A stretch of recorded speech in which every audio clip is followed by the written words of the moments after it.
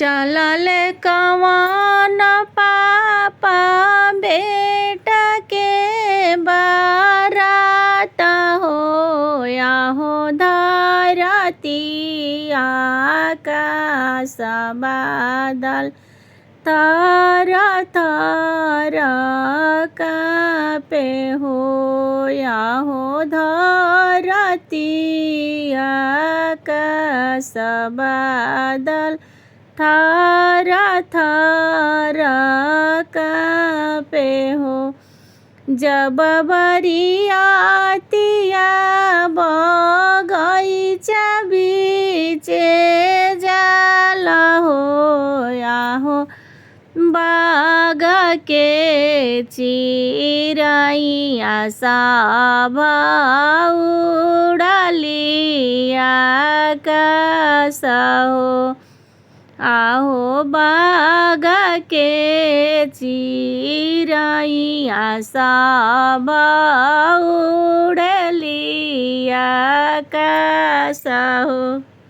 जब बरियातिया पोखरवा बीचे जाली हो याहे पोखरा के मछलिया सब खिलली पाताल हो आहो पोखरा के मछलिया सब खिलली पाताल हो।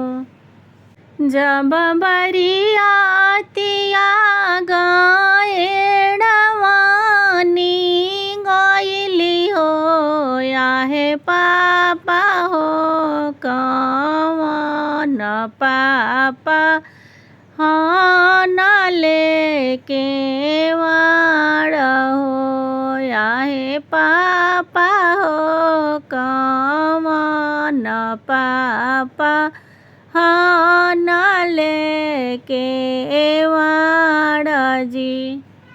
किया रउआ लूटम समाधि बाघरे बगीचा जी आहे किया रउरा लूटम समाधि गैया भैंसिया जी आहे किया रउरा लूटम समाधि गैया भैंसिया जी।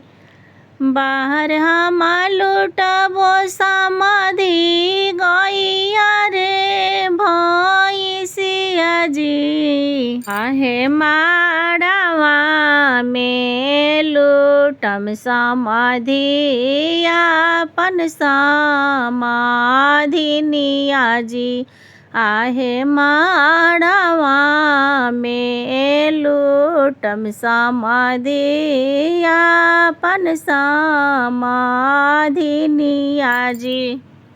कोहबर में लूटब समाधि राउर सुंदर धियावा जी आजी उहो धियावा हई समाधि हमारा घर के सिंगार जी आजी उहो धियावा हई समाधि हमारा घर के सिंगार जी।